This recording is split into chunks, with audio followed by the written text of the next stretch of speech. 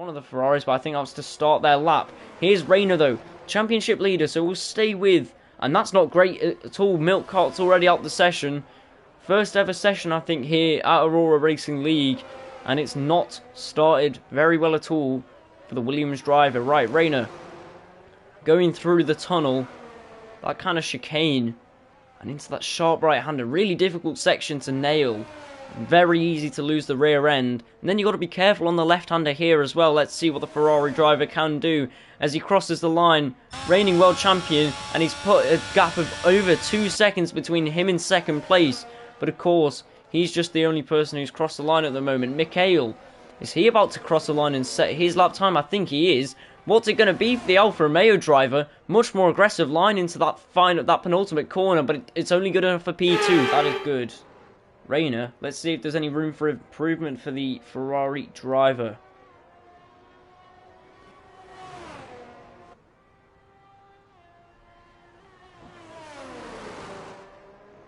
You can see purple sector 1 for the Ferrari, and it's looking pretty positive at the moment.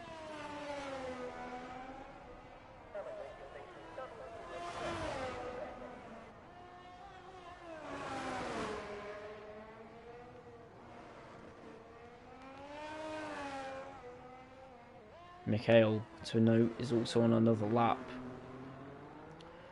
Beast Players, I think, will Bendel will round the final corner now and go into the pits. Just trying to get my track map working, but it isn't at the moment. Interesting. Well, have a look at Rayner. I'm not sure if there was a purple sector 2 there. I'm like desperately trying to get a track map up here, and it's there we go. Right, we've got the track map. Rayner with only one more full corner to go. Let's see what he can do. How much of an improvement is it? A 137 flat. That's a massive improvement for Rayner. Let's see, can Mikhail match it? He's going to need to improve by 9/10 if he does, but he is going quicker this time round than he was last, and that's definitely somewhat due to the track temperatures improving and track conditions improving. Let's see what the Alfa Romeo driver can do. Round the final corner, keeping it in the lines. It's a 137.2. It's a really good lap, but it's not better than Rayner. His proper lap, he doesn't improve, so I think this is his push lap now. He had so much ERS left over from that lap, I didn't actually think at all that was his push lap. This is it now for the Ferrari driver. No, there's nothing left for him. No time left for him. And it doesn't look like the AlphaTauri is going to be setting another lap. Rayner could snatch it late on here. Forest jump. He'll be coming into the pits. No more laps left for him, I don't think. Young leader on an out lap. He'll make it to the line, I think, just in time. Aiden, he could also put a spanner in the works for Rayner as well, because he's on another lap. And you know he has a bit of pace. Does he have enough to catch? Possibly not. He needs to do quite a bit. Weemark gets a 5-second time penalty for a collision with Tesco Mealdeal, and Tesco Mealdeal's out of the race. Or out of qualifying at least. We can have a look at this incident on board with Domi now as he rounds the final few. Oh, that's a big crash indeed. Yeah, that's a bad one. Rayner, he's 3/10 up on his time. It's all working. It's all coming to Rayner here. And at the moment, he's on pole. It's provisional pole. It's definitely there for the taking. Can he keep it clean through these final few corners? People are starting to cross the line now. And we'll just check them crossing the line. Beast Players is disqualified from the session for being parked in this dangerous place. Only a few more corners for Rayner now. And it's 22 and 23. I don't know how many times I've said those two numbers. He's going to cross the line, keeping in the lines, and he does take pole. And it's a blistering lap. It's only P1 by a 10th, but a 10th is all he needs. And it's pole position. Around in the back, I think that's Tesco Mealdeal. Well, Formula 1 back in Singapore. Here at Aurora Racing League. Rayner on pole. Will do everything he can to keep that going into turn 1. We've got 5 red lights. And it's lights out and away we go. Good start from Rayner. Good start from the AlphaTauri driver as well. And a good start for Mikhail. that they're going to be close. And down the inside, Mateus into turn 1, grabs the lead for a second, forces Reina wide. Reina into the wall. Does he get damage? I'm not sure, but he's now down in P4. Mateus takes the lead of the race. Mikhail behind him, up into P2, and down the inside goes Reina. What a move that was on Aiden. That was rapid, really difficult overtaking spot there as well. Brilliant move from Reina. That had ambitious written all over it. Reina, desperate to make up for that lap 1 incident. Mateus goes, oh, I don't know what happened there. I think Mikhail went down the inside. No, it's Reina. He's gone around, and he drops all the way down into 13th place, 14th, that is. Unbelievable. Mateus back into P1, Mikhail P2, and Reina, absolute heartbreak. Aiden up to P3, Forrest Jump P4, and I think there's a bit of a gap between Forrest Jump and Aiden for now, starting to form. Can he close that in before he gets taken by Young Leader? Will he get taken by Young Leader? Who knows? Mateus then, leading the way through this 31 lap circuit. A really long and tedious race for these drivers. And I mean, if there isn't any action, it's a long and tedious race for me as well. Hopefully there will be though. And we've already got our first story emerging. Reina down in P12 on lap 1. Young Leader then, his teammate, in P5 and putting a bit of pressure under the Red Bull, who's already a second behind. No, he's not, sorry, he's 6/10. It's Aiden who's a second behind Mateus, and Mateus goes spinning around, and Young Leader goes spinning around as well. That final corner could be treacherous, and that's Beast Plays as well. That's 3 cars, sorry, we saw spinning at the exact same spot, in the exact same fashion, on the exact same corner. I cannot believe what we've just seen. But P1 and P2 are now in P11 and P8. This is unbelievable. His next target, Reina, trying to get past Creative Coconut, who's up to P7 from P11. So you can see all of these spins. It really pays off to just not make mistakes. And Beast Plays are retired from the session. Mikhail on the fastest lap. Reina going to be looking for a way past Creative Coconut. And this might be a chance to do it. Surely not into turn 1. He looked at it, but there's no way he could be. Something was up with my car, felt like it was on ice. It's probably an issue with cooling of the tyres, or you could have made some underbody damage which you weren't aware of, which makes it really difficult grip wise. Right, DRS for Reina, we ride on board, and he goes flying past the Haas driver of Creative Coconut up into P7. Shotmaker next in line. We'll have to wait and see. Reina's in. No, well, no, I was going to say that he wasn't slow to go past, but he goes right into the back of Shotmaker. I was going to say Shotmaker wasn't in a hurry to go anywhere, and clearly not, because Reina's just gone into the back of him. No visible front wing damage, fortunately for the Ferrari driver, but now he's not going to be happy at all. Defending the inside is Shotmaker, but he's no match for the pace of Reina. I'm sure that Reina's not going to be happy about that at all. Mateus round the outside of Creative Coconut as well. Reina and Mateus, two guys who had massive incidents on lap 1, making their way through the field. What a move from Mateus down the inside. And now Reina's got to be thinking, well, hang on a minute, I need to catch Bendel, who's 5 seconds up the road. I also need to keep the absolutely charging AlphaTauri at bay, who's behind me.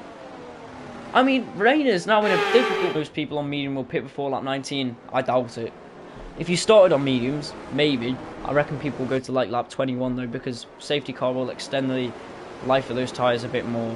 I reckon medium runners will see them in about lap 20 and onwards. 19. If you're going onto the hards, I mean, it makes a bit of sense. But it's an undercut. Anyway, Mikhail leads him out the corner, and Aiden is not letting him get away, which is not something you often see here. Normally, the guy who leads him away always shoots the front runners, but Aiden's done a really good job at keeping right behind him off the restart. Young Leader with a battle with Syndro. Mateus up the inside of both of them. And oh no, Syndro into the wall. Syndro will drop all the way down because of that crash into the wall, loses a bit of his front wing. That's not good at all. Mateus past Young Leader now, and Reina's still P5. Young Leader, Mateus P7 from P10. So that medium strategy, that medium call, is working out well at the moment. Reina 5/10 off Domi, but it's still it's quite early on to go for the overtakes at the moment. Everyone's really close together. Bendel putting Young Leader under a lot of pressure. I think they're both on the mediums. So, I mean, look at how close everyone is together. I think I'm about to cover the front runners at the moment, but you can see then Aiden just starting to lose ground on Mikhail. Forest Jump keeping Aiden, what's the word? Humble, at bay, keeping him on his toes, I think is what I should say. But the gap's starting to increase, and Domi is getting put under a bit of pressure from Reina. And Mateus is putting Shotmaker under a lot of pressure as well. Forest Jump P3, I'm sure he'd be happy with a podium, but is a podium reasonable when you've got people like Mateus and Reina who will start to tear through the field? Domi, mistake, and lets 3 cars through. And Mateus, oh no! Mateus, what's happened there? I have no idea what's happened there. Does he have damage? No, it doesn't seem like it, but something happened there. I don't know, something's happened again! Mateus, what's going on? I think the AlphaTauri driver's done. I don't the field again. I cannot believe what I've just seen down the inside of Ernestas. But he just had an absolute shock of a restart all of a sudden. Like, he started so well, and now it's all gone down the drain, all that hard work. And he just makes it a lot more difficult on himself. We look at the rear wing of Young Leader, but we won't be looking at it for long, because I think around the outside, Bendel was going to try and make it on the switchback though, and Bendel does get past for now. Down the inside, can Young Leader try and keep the position? I don't think he can, and that's an absolutely brilliant move from Bendel. Does get past Young Leader. Can Young Leader get back? Well, let's have a look at this, because Ernestas and Shotmaker are side by side, but with the Red Bull with DRS down the inside. Will he keep that position? No, because Ernestas brakes a bit earlier and just manages to get him on the cutback. That was a lovely bit of defending from Ernestas. Very respectable move. Good space giving as well. And yeah, right, Mateus not giving Young Leader a second's breath. 3/10 breath, and down the inside he goes. Young Leader ran it too wide, and Mateus is always going to capitalise off any mistake he can. On those mediums, they're really working well for him, and he's back up to P6 then. He's getting quite close to the back of Aiden, and it kind of shows the gulf in race pace between Mateus and Reina, because it was taking Reina a lot longer than it's taken Mateus to get to the back of that Alpine. Into the pits then goes Forest Jump, like I suspected. Hopefully he does fit a new front wing onto there. Here comes Mateus in the AlphaTauri. He's made his fair share of moves this race. This is just like any one of those, down the inside, late on the brakes. Good move. They do touch. Ernestas gets a 3-second time penalty as well. Good move from Mateus. Back up to P2. 2 safety cars.